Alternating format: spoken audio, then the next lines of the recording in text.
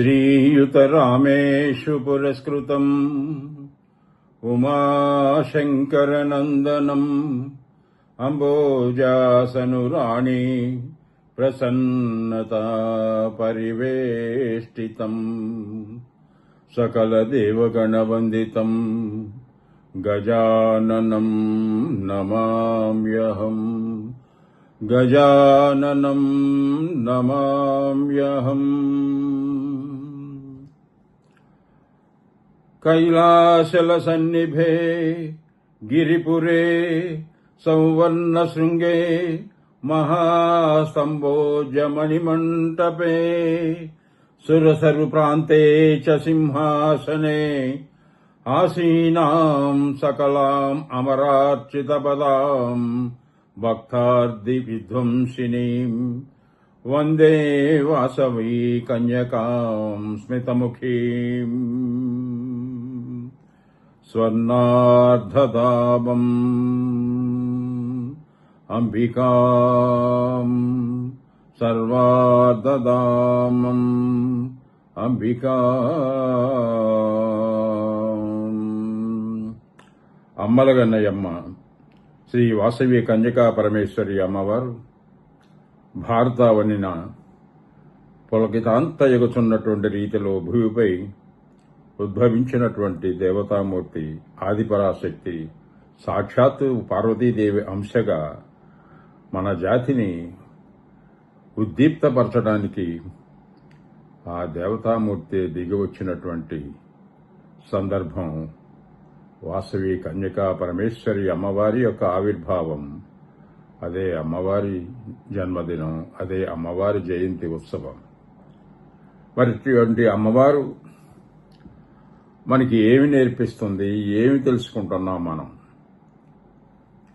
బ్రహ్మర్షిణాం చ రాజర్షి శ్రేష్ఠానాం చ పతివ్రతా స్త్రీణాం పాదరజోభిక్ష పుణ్యే భరతకండకే జన్మైవ స్యాన్మహాభాగ్యం సచమే తన్న సంశయః సత్కర్మ పరిపాకేన తాదృద్భాగ్యం సమాప్నుయాత్.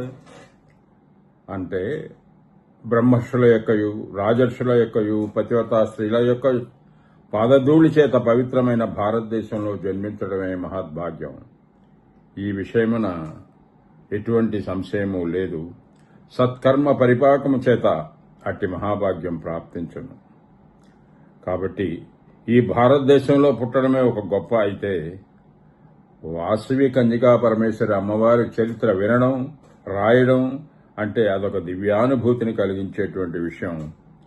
ఎన్నో త్యాగాలకు, ఎన్నో భాగ్యాలకు తొలతోగని ఆధ్యాత్మిక సంపద మనిషిని ప్రశాంత చిత్తతో కాకుండా క్రమశిక్షణాయుత జీవితాన్ని, ఎన్నో అంశాలను మనకి నేర్పిస్తూ ఈ జగతి పైన ఎలా నిల్చోవాలో, ఎలా బతకాలో, ఎలా జాతిని ఉద్దీప్తపరచుకోవాలో, జాతితో మమేకమవ్వాలో ఇత్యాది అనేక అంశాలను మనం అమ్మవారి చరిత్ర నుంచి గ్రహించవచ్చు. మనందరికీ తెలుసు, ప్రపంచ దేశాల్లో భారతీయ సంస్కృతికి ఉన్నంత గొప్ప విలువ మరొకదానికి లేదు.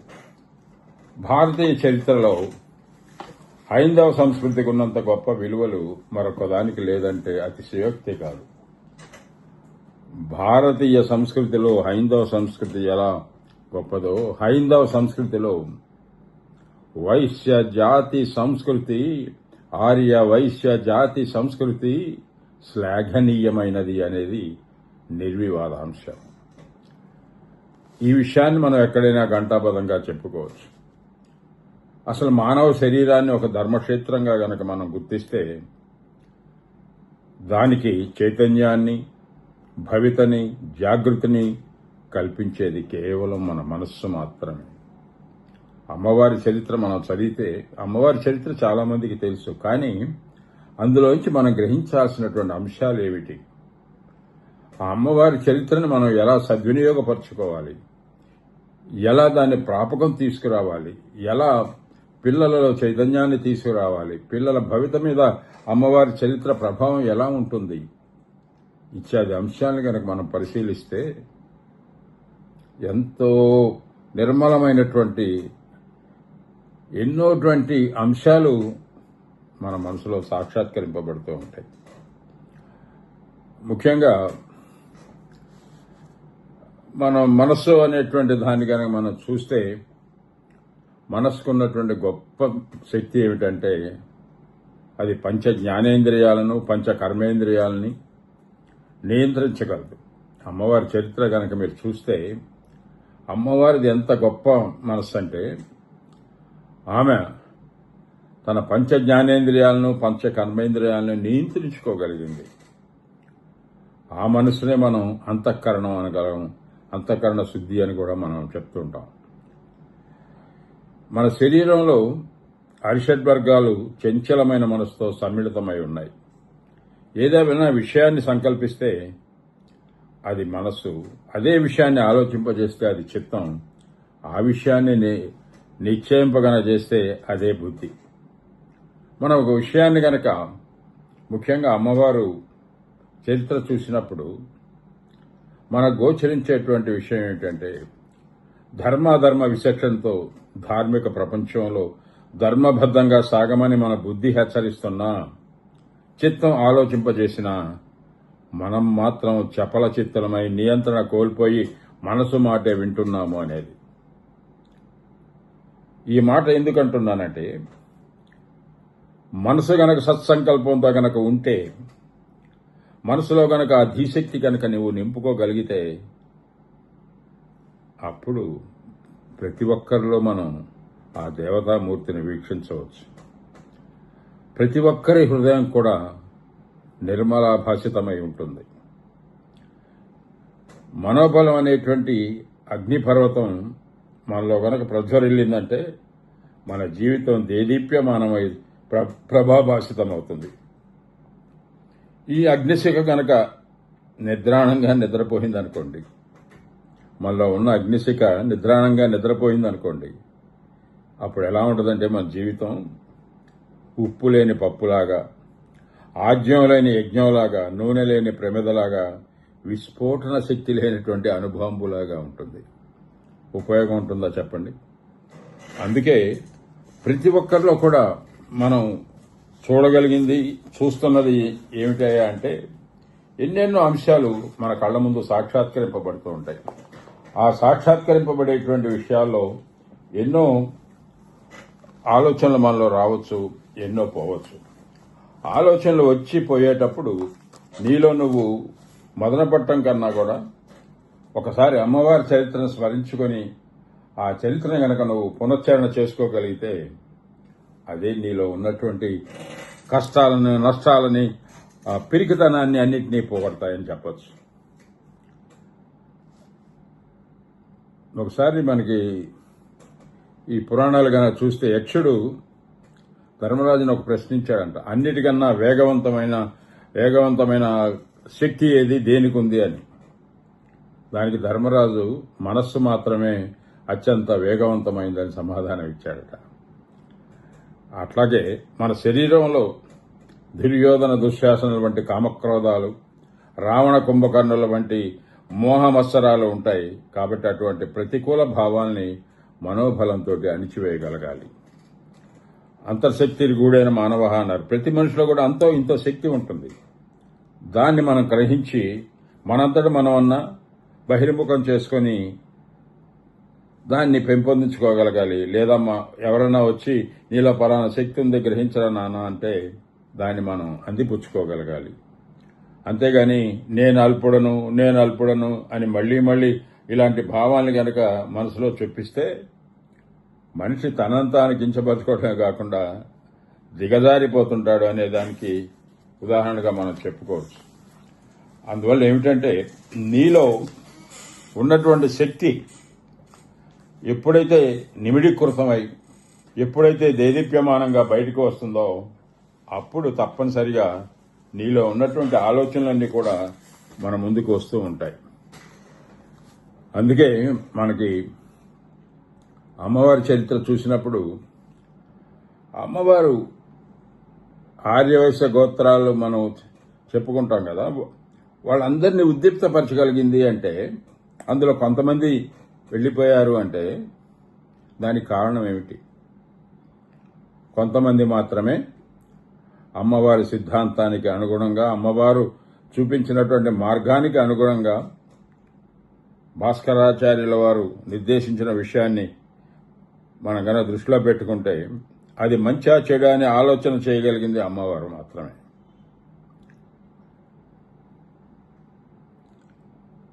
ఆ చరిత్ర మొత్తం మనం చూస్తూ ఉంటే అమ్మవారు ఎప్పుడైతే ఆ రాజు యొక్క ఆలోచనలను తిరస్కరించి తన ఆత్మ బలిదానానికి కూడా ముందుకు వచ్చింది అంటే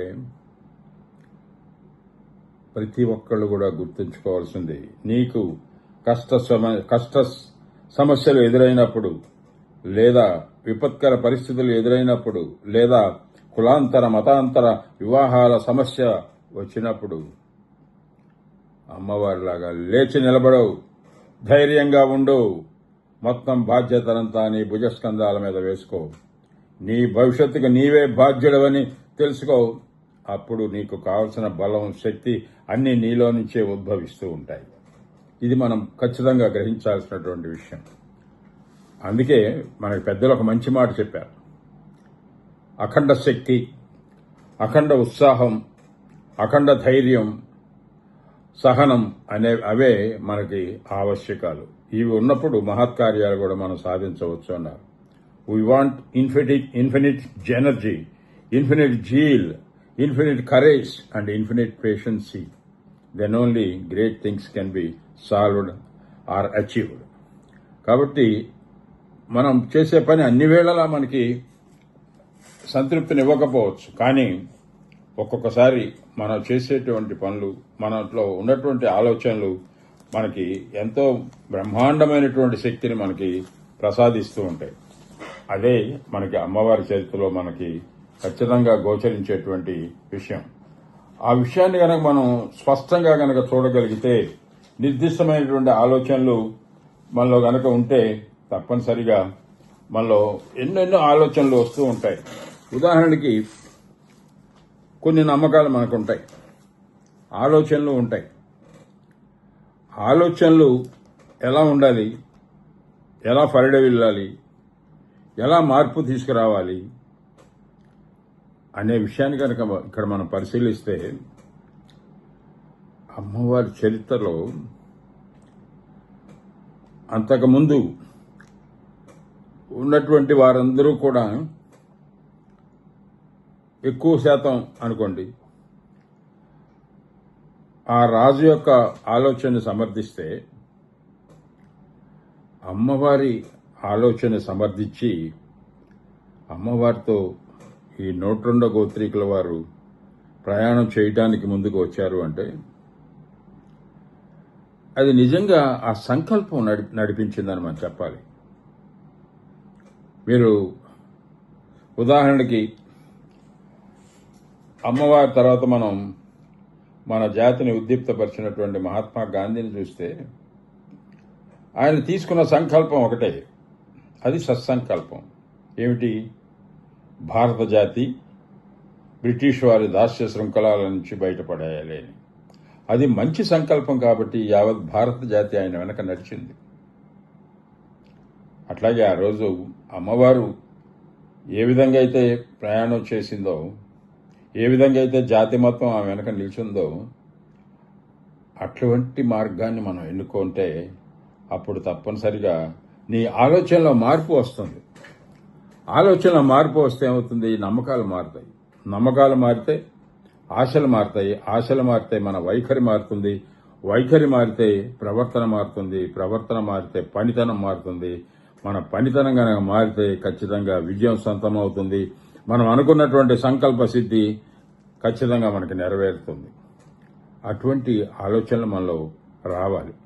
అటువంటి ఆలోచనలు వచ్చిన తర్వాత ఇంకోటి ఏంటి, అమ్మవారు చరిత్ర నుంచి మనకు గమనించేది, ఆలోచించి నిర్ణయం తీసుకోవాలి. నిర్ణయం తీసుకున్నాక ఆచరణే కానీ ఆలోచన చేశామంటే నిర్ణయం తీసుకోలేమని అర్థం. అమ్మవారు ఒక నిర్ణయానికి వచ్చింది. ఆ నిర్ణయ సబబని అందరూ మెచ్చుకొని ఆఖరికి ఆ పరమేశ్వరుని కూడా మెప్పించింది అంటే ఆమె తీసుకున్న నిర్ణయం ఎంత గొప్పది. కాబట్టి అది ఆచరణలో పెట్టేసింది అమ్మవారు. అటువంటి ఆలోచనాపరమైనటువంటి అంశాలు కనుక మనం చూస్తే, నీ లక్ష్యం మంచిదైతే ఆ లక్ష్యం వైపు నువ్వు తప్పనిసరిగా ముందుకు వెళ్ళగలవు. అందుకే మనసు త్రిగుణాల సమ్మిళితం అంటారు. సాత్వికం, రాజసం, తామసం గుణాలతో మనసు విలసిల్లుతుంది అంటారు. మనసుని మనం గనక జయించామంటే వారే విశ్వాన్ని జయిస్తారు అని. అమ్మవారు అలా మనసును జయించింది కాబట్టి విశ్వమాతగా ఈరోజు మనందరి చేత కొలవబడుతుంది. జాతి మొత్తాన్ని నడిపిస్తుంది. జాతిలో నిర్మగర్భంగా ఉన్నటువంటి శక్తిని బహిర్ముఖం చేస్తూ ఉంది. అటువంటి గొప్ప చరిత్ర మన అమ్మవారిది. అందుకే నేను 2019లో అంతర్జాతీయ అధ్యక్షునిగా ఉన్నప్పుడు వాసవి క్లబ్స్కి ఇంటింటికి వాసవి మాత అని ఒక ప్రోగ్రాం పెట్టడం జరిగింది. అంటే ప్రతి ఇంట్లో అమ్మవారి చరిత్ర కనుక చదివితే, మన పిల్లల సమక్షంలో అమ్మవారి పూజ చేసి సాక్షాత్తు పార్వతీదేవి అంశగా జన్మించినటువంటి వాసవీమాత కులాంతర వివాహానికి మొగ్గు చూపగా ఆఖరికి తను ఆత్మాహుతి చేసుకోవడానికి కూడా వెనుకంజ వేయలేదు అంటే మన పిల్లల్లో ఒక ధీశక్తి పెరుగుతుంది. కులాంతర మతాంతర వివాహాలని ద్వేషించే స్థితికి వారు రాగలరు. మనోనిబ్బరం పెరుగుతుంది. మన జాతి పట్ల గౌరవం పెరుగుతుంది. అందుకే మన ఇంటింట్లో అమ్మవారి చరిత్రని పారాయణం చేయాల్సినటువంటి అవసరం ఉంది. ముఖ్యంగా ఈ రోజుల్లో మన ఆర్యవైశ్యుల్లో ఎక్కువగా ఇబ్బంది పడుతున్నటువంటి విషయం ఏమిటంటే, కొంతమంది చెప్పుకోలేకపోతున్నారు. కానీ లవ్ జిహాద్ పేరుతో ముస్లిమ్స్, క్యాస్ట్ కన్వర్షన్స్ పేరుతో క్రిస్టియన్స్ ఇలా మన కులంలోకి చొచ్చుకొచ్చి మన పిల్లల్ని తీసుకువెళ్ళి పెళ్లిళ్ళు చేసుకొని ఈ వర్ణాంతర వివాహాలకి ఆజ్యం పోస్తూ ఉన్నారు. దాన్ని ప్రతి ఒక్కరు కూడా ఖండించాల్సినటువంటి విషయం ఉంది. ఆ సందర్భంలో ఈ విషయం ఎందుకు చెప్తున్నానంటే, అమ్మవారి చరిత్ర గనక మనం చదివిస్తే పిల్లల ముందు తప్పనిసరిగా ఎంతో కొంత మార్పు సంభవిస్తుందనేది నా ఉద్దేశం. అందుకే అప్పుడు అది ప్రచారంలోకి తీసుకురావడం జరిగింది. ఇప్పటికీ కూడా మీరు గమనిస్తే ఎన్నో అంశాలు మన అమ్మవారి చరిత్రలో ఉన్నప్పుడు వాటిని కనుక మనం ప్రస్ఫుటం చేయగలిగితే, ముందు మనం ఆచరించుకోగలిగితే, ఏమిటి ఆచరణ? అసలు మానవ జన్మ ఎందుకు వస్తుందన్నారు పెద్దలు? ఎంతో పుణ్య విశేషము చేత కానీ రాదన్నారు. ఒక మంచి సూక్తి కూడా చెప్పారు. జన్మనాం నరజన్మేదం పుణ్యాత్ ప్రాప్త సుదుర్లభం తదృద్మానవ జన్మత్వం సార్థకం కురు యత్నతః. జన్మలన్నిటిలో మానవ జన్మ అనేది ఎంతో పుణ్య విశేషము చేత గాని లభించదు. అటువంటి మానవ జన్మను సత్కార్యములతో సత్కీర్తితో నువ్వు సదా సార్థకతను చేకూర్చుకొనుము అన్నారు. ఆ సార్థకత ఎలా వస్తుందని చెప్పారు? దైవభక్తి, గురుర్భక్తి, దేశభక్తి రిదం త్రయం శ్రద్ధయా సమనుష్ఠేయం పరయాన్వితై అన్నారు.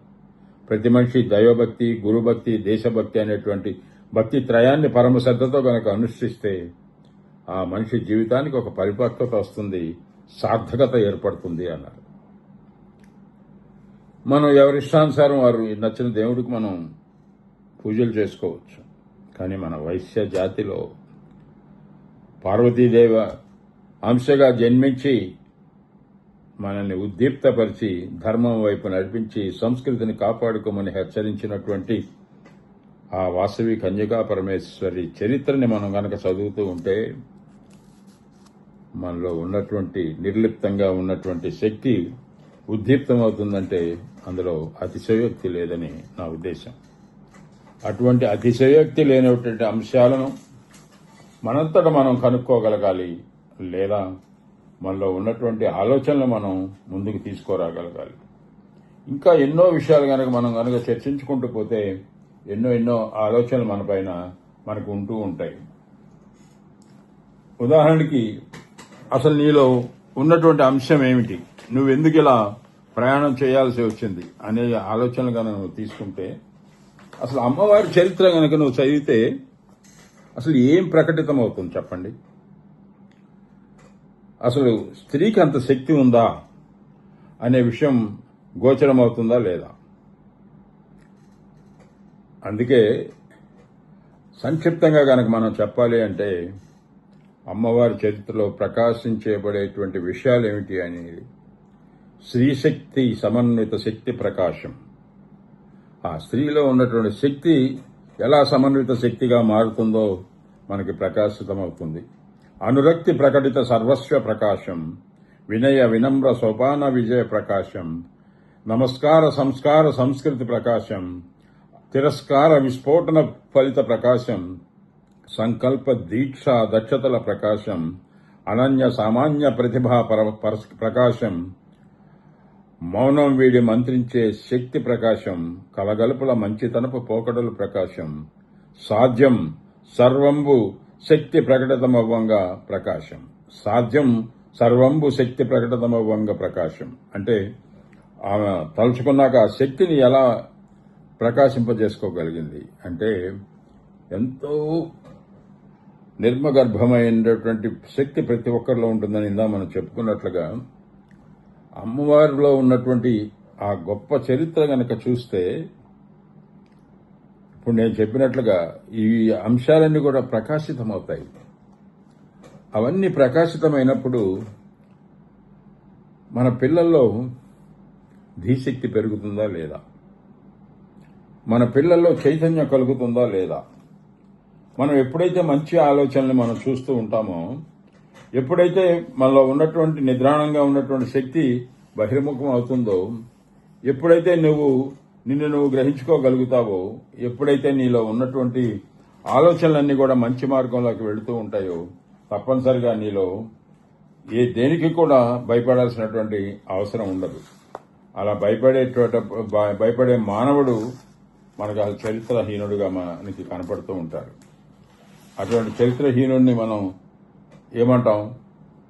సమాజంలో ఎందుకు పనికిరాని వ్యక్తిగా మనం చూస్తూ ఉంటాం కదా. అందుకే మనకి జీవితం నేర్పించేది ఒకటి, దేనికి ఎదురు చూడవద్దని, ఎవరి మీద ఆధారపడవద్దని, దేనికి ఆశపడవద్దని, నీ ఆత్మవిశ్వాసమనే ఆయుధమని, నీకు నువ్వే తోడు అవమని, ఎదుటివారికి నీడగా తోడుగా మారమని, నీ గమ్యం వైపు నీ ధర్మగుణమే నడిపిస్తుంది అని. నువ్వు ఎప్పుడైతే ధర్మాధర్మ విచక్షణతో సాగటానికి ప్రయత్నం చేస్తావో అప్పుడు తప్పనిసరిగా నిన్ను నువ్వు నియంత్రించుకోగలుగుతావు, ధర్మం వైపు నడవగలుగుతావు. అప్పుడు అమ్మవారు చూపించిన మార్గాన్ని మనం ప్రజలకి మళ్ళీ ప్రస్ఫుటంగా చెప్పగలుగుతాం. అందుకే ప్రతి ఆర్యవైశ్యుడు కూడా మన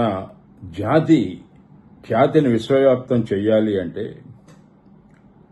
మనలో ఉన్నటువంటి ఆలోచనలన్నీ కూడా సమాజ హితంగా ఉన్నాయని రుజువు చేసుకోవాలి అంటే, భారతదేశం అంటేనే ఒక ధర్మపదమని, ధర్మ దీక్షా దక్షత మనకుందని మనం రుజువు చేయాలి అంటే ఖచ్చితంగా అమ్మవారి చరిత్రను మనం ప్రాచుర్యం తీసుకువచ్చి అమ్మవారిలో ఉన్నటువంటి సద్గుణాలని, అమ్మవారు తీసుకున్న నిర్ణయాలలో ఉన్న గొప్పతనాన్ని, ఒక సంకల్పం మంచిదైతే ఎలా పరిణమిస్తుందో, ఎలా భవిష్యత్ తరాలకి మార్గదర్శకంగా నిలుస్తుందో అనేది మనం చూసుకోవాల్సినటువంటి అవసరం ఉంది. అందుకే మిత్రులారా, మనం ఎప్పుడైనా సరే ఎటువంటి ఆలోచనలు మనలో వచ్చినా సరే మనం ఎప్పుడైనా వాటిని ఖచ్చితంగా మనలో ఉన్నటువంటి ఆలోచనలకి అనుగుణంగా దాన్ని తీసుకెళ్లగలగాలి. అప్పుడే మనలో ఉన్నటువంటి ఆత్మన్యూనతాభావం పోతుంది. నీలో ఎప్పుడైతే ఆత్మన్యూనతాభావం పోతుందో మీకు తెలియకుండానే మిమ్మల్ని ఒక శక్తి ఆవరిస్తుంది. ఆ శక్తే నీ బలం. అశక్తుడను అన్న మాట పోయి నేను శక్తివంతుణ్ణి అనే రకంగా నువ్వు ఎదుగుతావు. జై వాసవి మాత అనగానే నీలో ఒక తెలియని ఉత్తేజం ఉప్పొంగుతుంది. జై వాసవి మాత అనగానే నీకే తెలియకుండా ఒక నిర్మలమైనటువంటి మనసు కలిగినటువంటి వ్యక్తిగా ఈ సమాజంలో మనుగడ సాగించగలుగుతావు. 10 మందికి మేలు చేయగలుగుతావు. మార్గదర్శకుడిగా నిలవగలుగుతావు. అందుకే మనం ఎప్పుడు కూడా ఒక విషయాన్ని మనం చూసేటప్పుడు మనం దాన్ని పర్టికులర్గా భావించి, అంటే దాన్ని ఒక పటిష్టమైనటువంటి విషయంగా భావించి మనం ఎప్పుడైతే సాగగలుగుతామో నీకు నువ్వే దేవుడివి, నీకు నువ్వే శక్తివంతుడివి, నీకు నీవే మార్గదర్శకుడివి అన్నటువంటి భావన మన మనసులోకి రావాలి అంటే ఖచ్చితంగా అమ్మవారి చరిత్రని పఠించాలి. అమ్మవారి చరిత్రలో అంత సౌలభ్యమైనటువంటి విషయాలు మనకు గోచరిస్తాయి. అంత శక్తివంతమైన విషయాలు మనల్ని నడిపిస్తాయి. అందుకే జై వాసవి కన్యకా పరమేశ్వరి మాత, ఆ అమ్మ జగదాంబ, అంబలగన్న అమ్మ, మన వాసవాంబ ఎప్పటికీ మనల్ని వీడి వెళ్ళదు. మన వెంటే ఉంటుంది, ఎప్పుడు కూడా మన వెంటే ఉంటుంది. కామితములు తీర్చుటకై ఏ మరక శుభంబులు గూప ఆర్యవైశ్య జాతికిన్ వాసవాంబ సదా వెంట నడచి వచ్చుంగాతన్. మన కోరికలు నెరవేర్చడానికి, మన జాతిని ఉద్దీప్తపరచడానికి ఆ వాసవాంబ ఎప్పుడు మన వెంట నడిచి వస్తూనే ఉంటుంది, మనల్ని కాపాడుతూనే ఉంటుంది, సర్వే జన సుఖినోభవంతో దీవిస్తూనే ఉంటుంది. అందుకే మిత్రులారా, అమ్మవారి చరిత్రని గురించి మనం చక్కగా తెలుసుకునేటప్పుడు ఈ విషయాలన్నీ కూడా ప్రభావితం అవుతాయనే విషయాన్ని కూడా మనం జనంలోకి తీసుకువెళ్ళగలగాలి. ముఖ్యంగా మన పిల్లలకి, భవిష్యత్ తరాలకి ఆదర్శంగా నిలవాలి అంటే ఒక్క వైశ్య జాతి ఒక్కటే. ఈ రోజు కూడా మీరు చూడండి, ఈ తరంలో ఉన్నటువంటి పెద్దల్ని కానీ లేదా ఆర్యవైశ్యుల్ని కానీ మీరు చూస్తే 10 మందికి ఉపయోగపడే పనులు చేసేవాళ్ళు ఎవరన్నా ఉన్నారంటే ఆర్యవైశ్యులు. 10 మందిలో నిల్చొని చక్కగా శ్లాఘింపబడే జాతి ఏదన్నా ఉంది అంటే ఆర్యవైశ్య జాతి. అందుకే జాతి గౌరవాన్ని నిలబెడదాం, వాసవి మాత చరిత్రని ప్రచారం తీసుకువద్దాం. అమ్మవారికి నివాళులుగా మనందరం నమస్కారాలనేటువంటి ఇటువంటి ప్రచారాలను తీసుకువచ్చి ముఖ్యంగా కులాతీత మతాతీత వివాహాలను మన కుటుంబాలకు రాకుండా కాపాడుకుందాం. సదా అమ్మవారి ఆశీస్సులతో మనందరం కూడా సౌఖ్య జీవనాన్ని సాగిద్దాం అంటూ యా ఆత్మదా బలదా యస్య విశ్వముపాసతే ప్రసిశం యస్య దేవాః యస్య ఛాయామృతం యస్య సౌఖ్య జీవన విరాజితం కస్మై దేవాయ హవిషా విధేమా. ఎవరైతే ఆత్మజ్ఞానాన్ని బలాన్ని ఇస్తారో, ఎవరి ఆదరం అమృతత్వాన్ని ప్రసాదిస్తుందో, ఎవరి ఆజ్ఞ దేవతలందరూ శిరసావహిస్తారో, ఎవరి ఆశీస్వాకాంక్షలతో ఆర్యవైశ్య జాతి ఉద్భవింపబడుతుందో, ఉద్దీప్తపరచబడుతుందో అట్టి దేవతామూర్తి మనందరికి కూడా సౌఖ్య జీవనాన్ని ప్రసాదించాలని ప్రార్థన చేస్తూ మరొక మారు సర్వే జనా సుఖినో భవంతు. ఓం శాంతి శాంతి శాంతి.